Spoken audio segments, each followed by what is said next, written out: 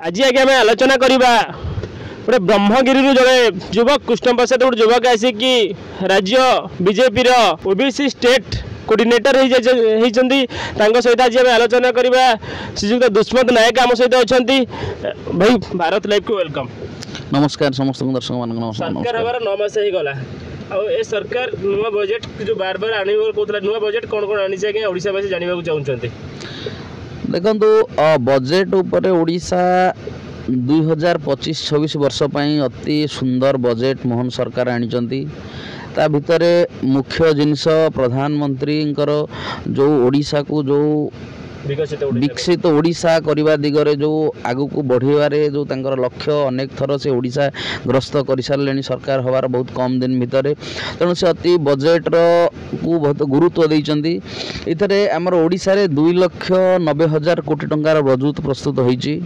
एथिरे प्रत्येक दिग को सरकार ध्यान देइचंती। 2034 वर्ष जेतेबेले आसीबो आमर ओडिशार 100 वर्ष पूर्ति अवसर रे विकसित ओडिशा को गोटे नूतन दिग एवं नूतन दिशा देव तेणु ताकू लक्ष्य करी बजेट प्रस्तुत होईची।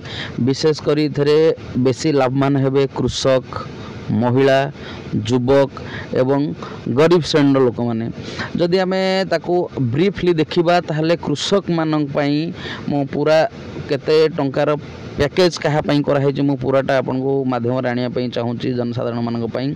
कृषक पई आमर व्यय बराद होईची 14,701 कोटी टंका।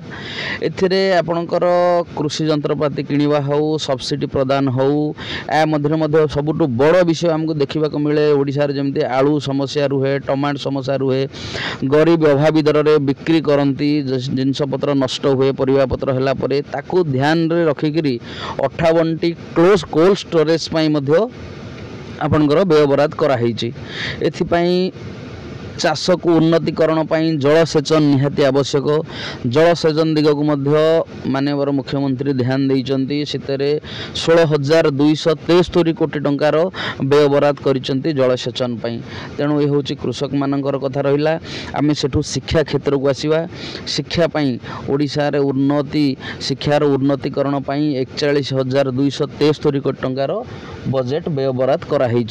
तेणु आपणकर हेल्थ क्षेत्र को आसीबा। हेल्थ क्षेत्र रे हमर 23,675 कोटी टंकार व्यय बराद कराई जो थरे कि महिला माने 10 लाख एवं परिवार रो जेकोसी राशन कार्ड थिबा व्यक्ति स्कीम रे 5 लाख टंकार फ्री रे सुविधा पाई परिवे।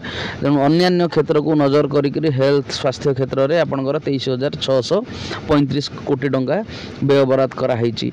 आमे जदी महिला मानक कथा देखिबा महिला मानक उन्नतीकरण करिया पाई महिला उद्योगी अधिका सुजोग सृष्टि करिया पाई महिला माने व्यवसाय क्षेत्र को ओल्हेवा पाई एथिरे महिला पार्क वर्तमान करा होची एमएसएमई अंडर रे आपनकर 808 कोटी टंका व्यय बराद हेची केवल महिला सशक्तिकरण पाई। आ एमएसएमई विभाग मध्य विषय आमे टिके आलोचना करिवा। हमर जोटा फॉरेन रो जो हमर रोड शो होता फॉरेन रो जो माने सबू आसुचंती प्रपोजर एठिके आसुचंती इन्वेस्टमेंट प्रपोजल आसुचंती तांको पई मध्य विषय रे मु किछि कहिबी। अभी आज पर्यंत 593टी कंपनी ओडिशा रे इन्वेस्टमेंट करिया पई ऑलरेडी प्रपोजल दे सारलेनी। एटा होची बड़ खुशीर कथा बड़ गर्वर कथा। केवल एम्प्लॉयमेंट एठी सृष्टि हला परे ओडिशा रे ए जो आपनकर रहूची बेकारी समस्या था केमती दूर होबो ए बाबद रे ध्यान देइचंती मोहन सरकार। 593 प्रपोजल रो ऑलरेडी 145 एमयू सरिलानी। तेणु यहाँ बड़ अचिवमेंट ओडिशा पई एवं एथिरे 145 एमयू स्वाक्षर हवा भितरे ता भितरे हमर 16,73,000 कोटी टंकार एमयू स्वाक्षर होईची विभिन्न प्रकार इंडस्ट्री स्टील एवं विभिन्न प्रकार कंपनी पई। तेणु ये दिगरे मध्य एमएसएमई विभाग काम करुच्ची। आ या परे मध्य ग्रामीण विकास क्या विकसित गाँ हेले विकसित ओडिशा हो पारिबो एकु मध्य प्रधानमंत्री ध्यान देइचंती।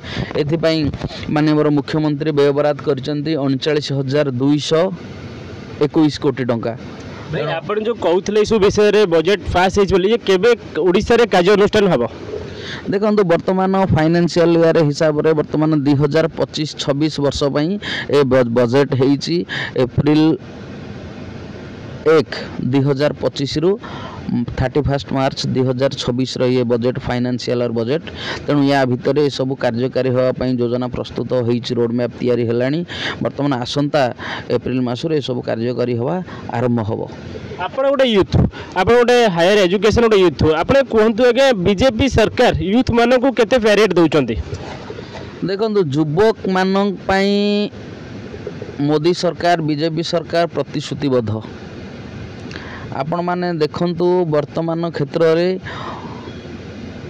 युवक मानक पई आपणकर उद्योगी सृष्टि करने पई अनेक संस्था अनेक लोन मध्य सरकार तरफ एमएसएमई अंडर रे आसुची आपण जदि इंडस्ट्रियल सेक्टर को जीवे आपण किछि छोट दुकान करिवे छोट आपणकर किछि व्यवसाय आरंभ करिवे ता पई मध्य गवर्नमेंट जो 5 कोटी टंका आगुरु थिला 5 कोटी टंका रे आपण ऋण करि परिवे इंटरेस्ट कम रे एबे सेटा 10 कोटी के मध्य ये बजेट रे आनिचंती आउ आपणकर पूरी समस्या थिला गोटे उठा दुकानी समस्या थिला अनेक जगह रे उठा दुकानी रहउची ता पई मध्य एही बजेट रे स्वतंत्र पैकेज तैयारी होती तेणु एथिरे अनेक संस्था भी बढ़ियो अनेक लोक भी बंचिक अनेक युवक मध्य निजे निजर उद्योगी निजे निजर दुकान हो व्यवसाय हो छोट संस्था करके परिवार प्रतिपोषण कर